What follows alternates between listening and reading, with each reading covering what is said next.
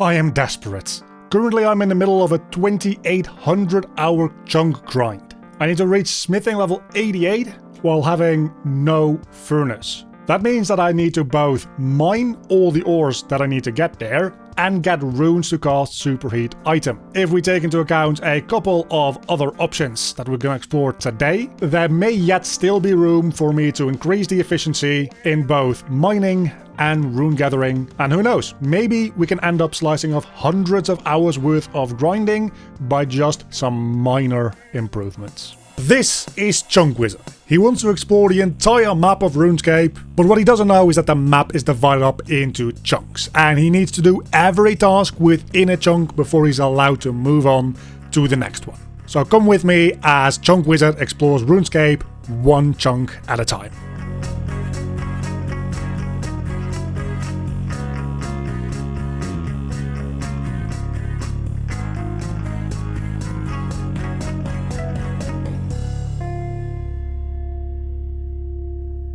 Before we dive in doing anything else, I want to do a little thing. I'm currently on a wise old man task, which requires me to get 6 grain. I want to talk to the wise old man because he's been waiting for literally 2 weeks or something like that at this point. He gives me a little bit of prayer experience in return for some grain. I'm just gonna do a couple of these as much as I can until I run into one that I cannot do. More prayer XP? I don't care about prayer XP, I want stuff. Oh no, he wants me to go to Varrock. Alright, that's the end of the wise old man tasks. I've softlocked myself there until I unlock Varrock, so only a handful of prayer XP drops. Let's talk about efficiency, and I kinda lied to you a little bit just then, because I didn't come to this wheat field necessarily just to pick some grain for the wise old man, because yes, his rewards can be good.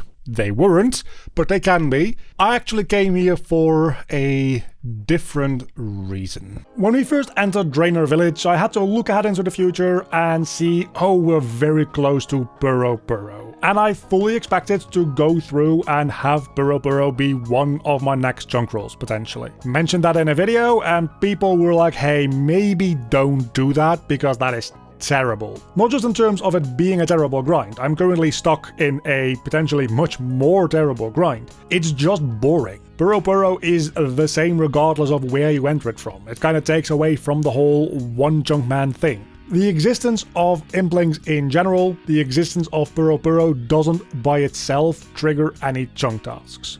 But I can pick any specific impling and unlock its drop table as a whole. That'll get me the items on that drop table, but also trigger any grinds related to those items on that drop table. As an example, I got the knife from the baby impling, but now that I also have a chisel, the moment I get a reasonable way to train up crafting, I need to use that chisel in combination with the gems that I've gotten to cut my way all the way up to a diamond. And that's what we're going to be looking at today. Looking at Puro-Puro, seeing what implings are in there that might be able to give me a little bit of a leg up on the current grind that I'm doing, and what the associated cost is going to be either right away or the potential future danger that now unlocked items will pose to me. But first, I have to hop a lot of worlds until I find one that has a portal open right in this specific wheat field. And there we go, 2 world hops and I got one. That is amazing. Immediately we can talk, I believe, to this person over here, and they will give me a butterfly net and some starting impling jars to get started with. Or actually, I think I have to talk to this person over here. He will give me the stuff that I need to get started. And there we go. We got a butterfly net. We'll get a magic butterfly net as we go. I can swap the left click of magical wheat to walking through it. No, I need to right click push through, I think. That's annoying. And right now, I can catch baby implings. Of course, I can barehand those if I wanted to. But also, I can, because I have a butterfly net now, catch young implings. So let's talk about if I want to unlock this drop table, yes or no. And the answer is going to be a shaky, yeah, probably I do. because it's got a bowstring on it. And with a bowstring, I can take the yew logs that I have access to and turn it into a yew short bow. That finally gives me a real combat option with ranged, aside from the cursed goblin bow that I've been stuck with so far. And having a good ranging option might end up being helpful with gathering nature runes in the future. It also can give me sort of chaps, which are pretty decent ranging armor. However, it comes with a drop of pure essence, one single pure essence, 1 in 10 times. And technically that could mean that this is the key to a massive runecrafting grind in the future. There are some issues with that because this is effectively dozens of essence per hour, which if we turn that into an XP rate probably would be in the hundreds of XP per hour range. And if we get unlucky with our chunk rolls, we technically would need to get about 1 million experience, which would probably take the rest of my remaining lifespan on the planet Earth to do. Or at least take 5 or 6 years. So obviously not doing that. If I end up needing to do any amount of runecrafting, I will do some basic runecrafting. Like I'll probably use this to unlock water runes or fire runecrafting if I need to. I'm just not going to use this as a source to unlock double or triple runecrafting, which is where you would need to get into the 60s or 70s, requiring over 1 million experience. I'm gonna have to do this for a good handful of hours. Luckily, catching the baby implings is relatively easy, so let me just fill up my inventory with just all the impling jars that I have and see if I can get... Oh, a young impling, there we go. I'm gonna tag all of these as well, just so that I can easily see which ones I can catch there. And at this point, this is just for experience. I really don't care too much about the young and the baby implings. Of course, they can drop clue scrolls. The respawn time for these are really low though. As you could see, there's only 3 seconds between every spawn. So I can probably get like 10 a minute, which would be a couple hundred an hour, assuming I have the jars, which I do need to walk back and forth for. But then, once we have a couple of implings in a jar, any impling that is caught can be exchanged for 3 impling jars. Is this a young impling spawn always? Because if that is the case, I would very much like to just camp this spawn. It seems like it might be. It's kind of wild. I'm getting 3600 XP per hour here, and it's probably even going to be more as I get a couple more catches in here. Remember, the only way that I've trained Hunter up until now has been under 100 XP per hour, maybe a little over 100 XP per hour toward the end there. That's annoying. You see, that guy got away, so I don't even know which one it is anymore. I really should try to get that magic butterfly net as soon as I possibly can, because it improves specifically the odds of catching a impling. The only thing that I'm kind of blown away by is the fact that no impling has a spade drop.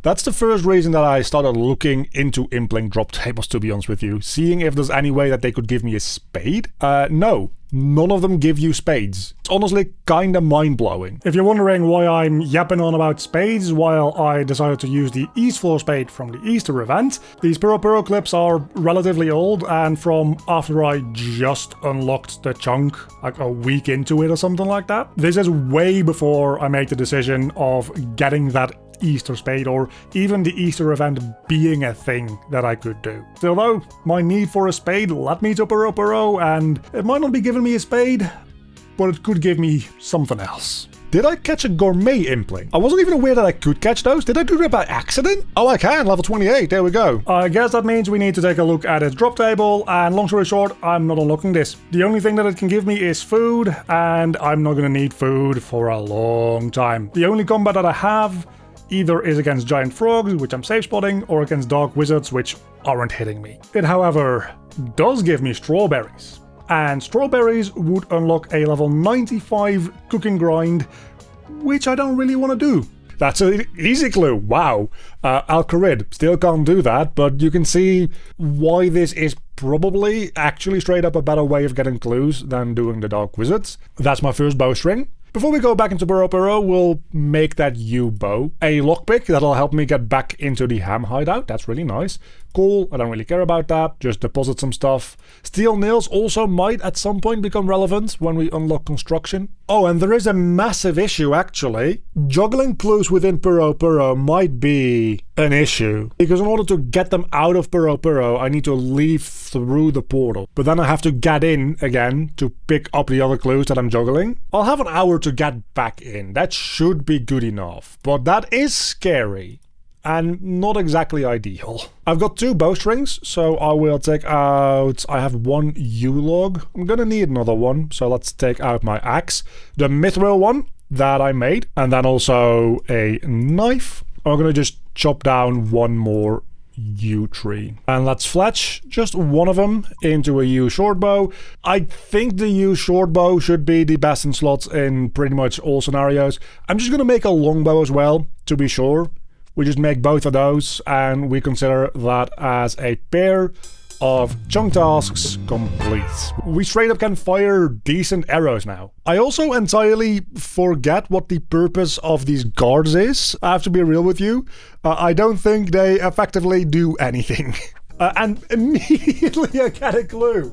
Oh my god, that is amazing. Search the drawers in a house and drain of village. I think I might be able to no, I can't. Holy, what is my luck with these clue scrolls, man? I mean, I can't do it, but more clue scrolls. These are 1 in 25, not 1 in 5. Next inventory of implings has been caught. Let's do a update on my XP per hour as well. I'm down to 1600 because it took forever to get back in. But I'm just gonna trade in this entire thing for just a bunch of impling jars. We need to get up to the essence implings anyway as soon as we can for the magic butterfly nets. Ball of wool, I think I don't need that. Thread, I'm gonna just ignore that as well. I have much easier ways to get those. And a clue scroll in Varrock. And level 33. A couple of levels to go, and then we can start doing the earth implings, which is the first actual goal that I'm working toward here. I can do this one! Oh, that means that I'm gonna have to juggle the easy clues from this point onward. Studded chaps. That is a chunk task, actually. I didn't mention that, but this is now a best in slot ranged gear. So I can just wear this. That's a chunk task complete. Been breaking a good amount of jars here, and I've gone back to stock up on jars a little bit, once or twice so far. So I think it's about time to do another inventory where I just farm some more jars. Alright then, I have over 100 impling jars. I'm going to just take a lot of them and then just deposit a couple of them back in. And I'm going to try the catch and immediately open up method. It's a little less visually interesting for the purposes of the video, but it probably means that I'm more likely to not lose the impling that I'm trying to camp and catch the next one. Open up a couple of more implings here, catch this one. Sometimes it'll just spawn in a place where it gets away from me. So again, it's not going to be a perfect like 1 impling per 5 seconds. And I might be able to find a more optimal spot where there's a couple of spawns close to each other, so if I lose one, I can maybe rely on one of the other ones. But you see, if I'm just catching these, and of course right away when I say that I fail to catch him first try, but I get into a rhythm that's pretty smooth actually. Like just catch, release, drop, wait. I even have time in there for a wait. Hope that he doesn't go into the wrong direction when you fail. Release, drop, go back. And we're up to level 36, which is really quite cool. I'm gonna drop all the junk that I don't need and restock on impling jars real quick because I've gone through most of them at this point. Then it's time to move on to our next impling, that being the earth implings. And I just have one right in front of me. So let's try to not have it run away like that, and I've lost it. Now this is the impling which made me decide to go into Puro-Puro, because it's got a bunch of frankly useless drops. It's got stuff like mithril and gold ore on its drop table, which I have better ways of getting mithril ore, a lot better than this guy. But it's got one other mithril thing on its drop table which I cannot get anywhere else at the moment, and that is a mithril pickaxe 1 in 100 times. The black pickaxe has been one of my goals for improving my efficiency, and I would need to get that at a pretty low likelihood from a clue scroll. The mithril pickaxe has equivalent mining stats to that black pickaxe, being faster than what I currently have by 1 tick, and shouldn't take me more than an hour or so in Puro-Puro to get at this point. And you might be thinking, did you really do all of this for 1 tick improvement in your mining speed?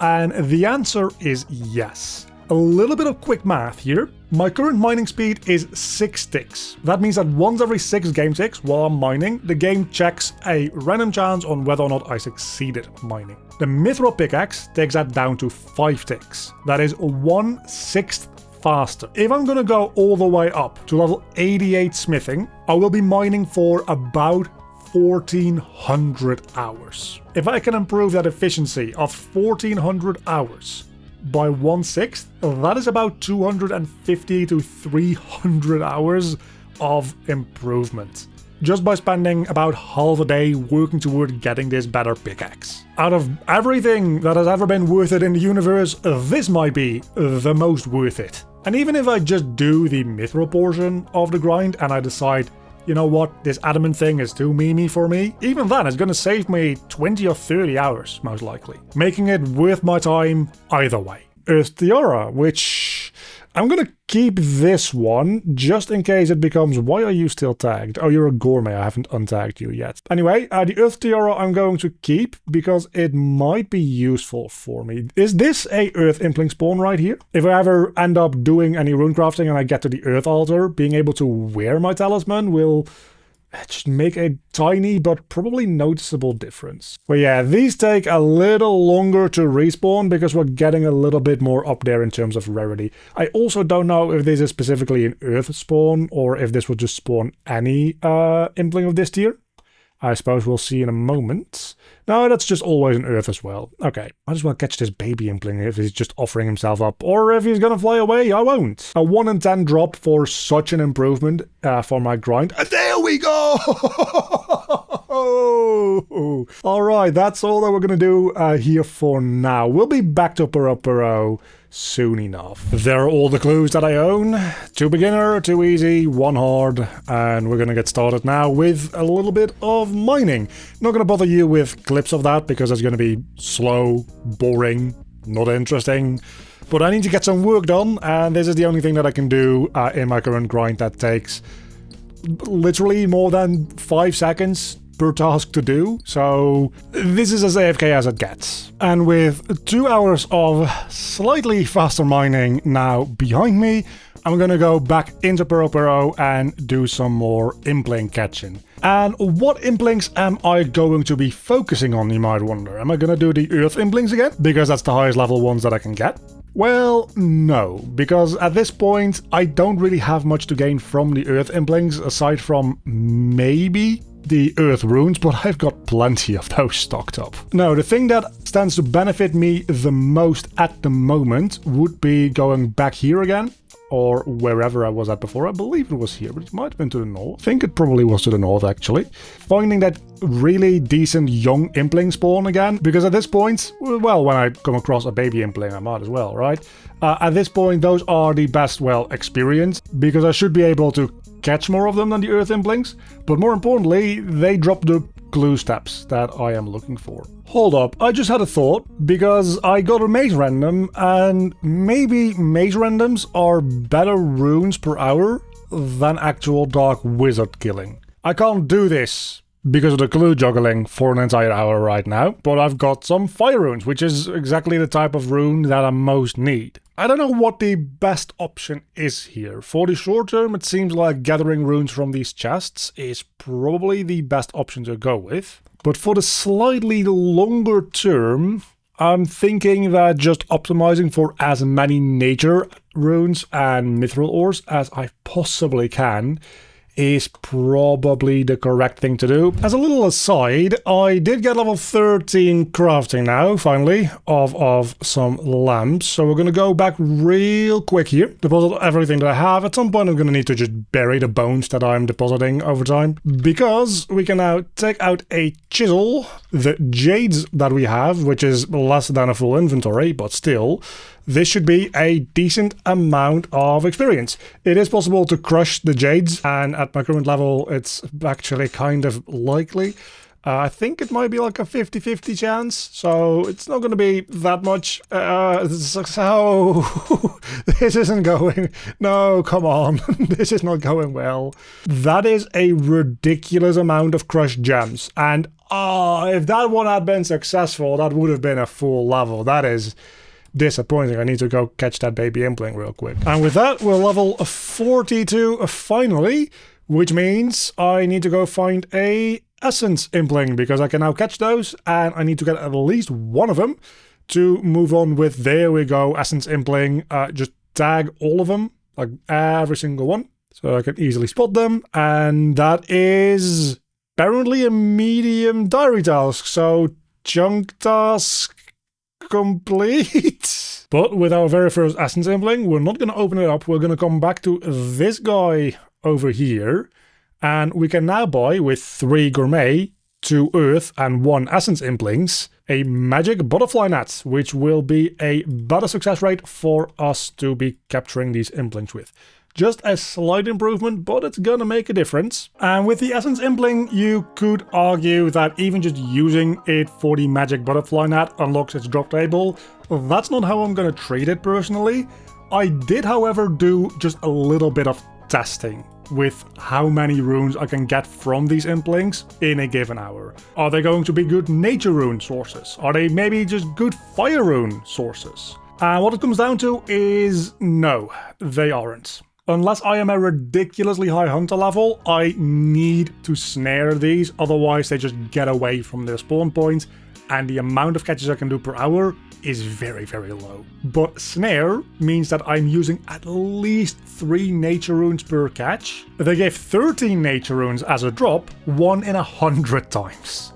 So I am very, very deep into the negatives as far as nature runes go on these guys. They give 50 fire runes, 1 in 10 times, but in the long run, the amount of fire runes that I'm going to be getting off of these guys really doesn't matter that much, because I just need to get a fire staff. Killing the dark wizards in Draenor Village gives me fire runes while giving me nature runes while working toward a fire staff. That is just in every way better than these essence implings, which would really only be giving me fire runes at the cost of a lot of nature runes. And I already need way too many nature runes for this grind. So adding in more just to be able to snare these implings doesn't seem like a good use of my resources. So for now, I've gotten the pickaxe that I wanted. That's going to save me potentially literally hundreds of hours. And next time, there's no more optimization for me to do. The only thing left for me to do now is actually get started on the long-term grind here. Test all of the updated methods with the updated equipment that we have now, figure out how long this grind is actually going to take, and at least get started with getting through the mithril portion of it.